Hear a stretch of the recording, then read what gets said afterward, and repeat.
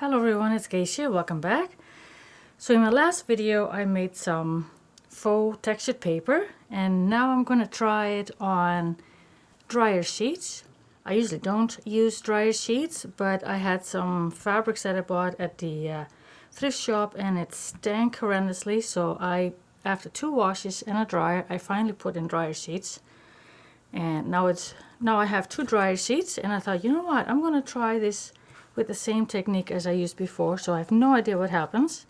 I stamped an image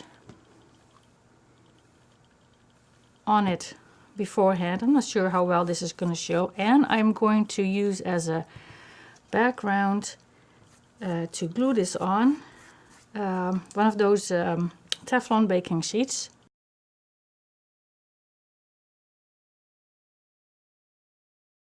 So because the glue dries quickly, I will try and be quick about it.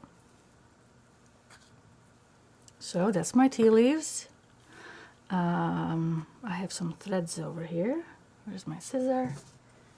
I'll just drop them over there while I'll cut it.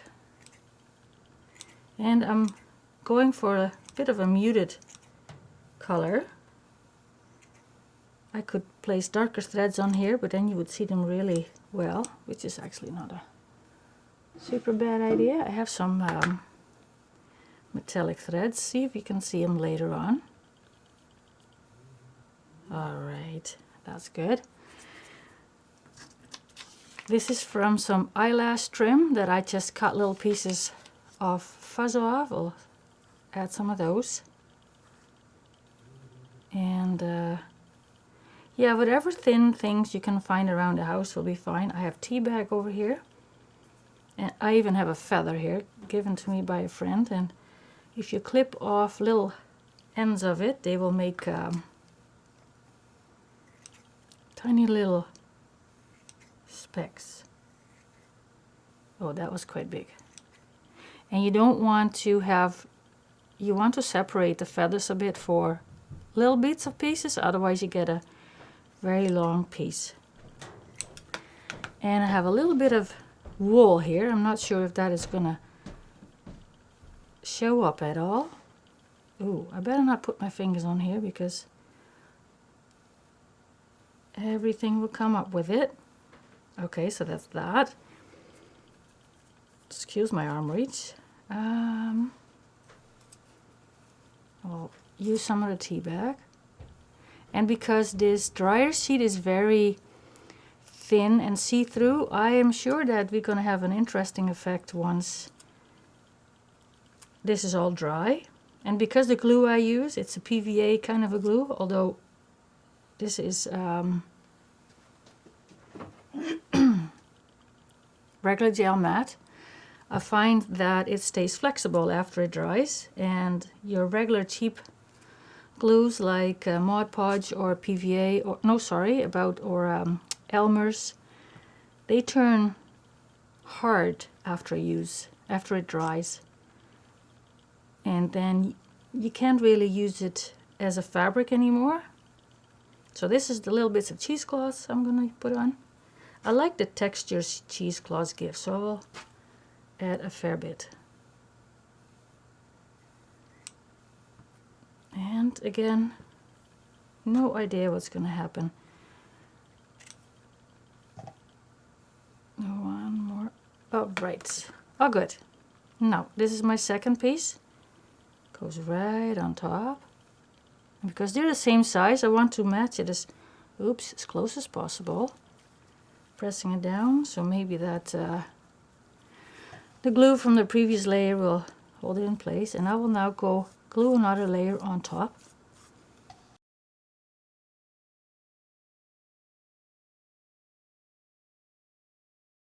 Now it's a nice sunny day today, so I will place this in my bay window, and hopefully I can show you yet today how this one turns out.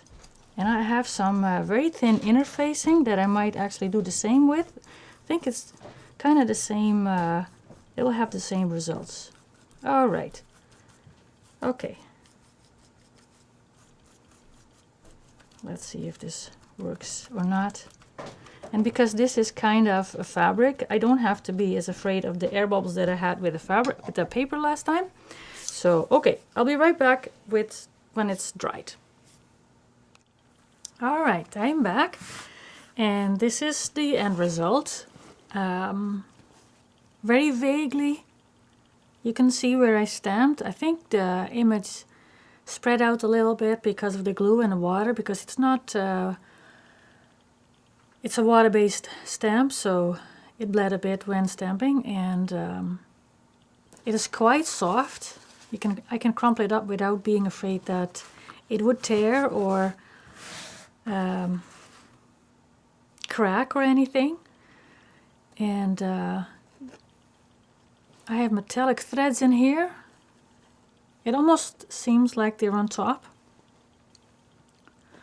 So this is very nice. If I would use this in an art piece, I might need to back it with something else.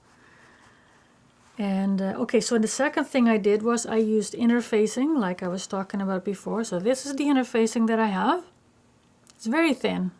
I just got it the other day at thrift shopping that I did. And this is the results. 2 layers of this interfacing is thinner than the 2 layers of dryer sheets. And here you can really see my hand through everything. So I would definitely need to put something behind here if I want to use this in a fabric collage or anything else.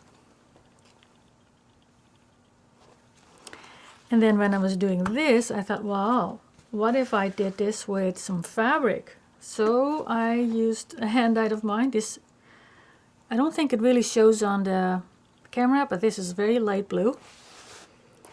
And I did the same thing. I sprinkled everything on top. Oh, I glued the fabric first, then I sprinkled everything on top. And I used the interfacing to cover it all. Here you can clearly see that I used some blue eyelash trim, because, well, I figured the fabric is blue, so I might as well use blue. And I made another one. So that was my adventure of the day. I hope you liked the video. Please give a thumbs up, subscribe, share this video with others who you think might be interested in this, and we'll talk next time. Bye!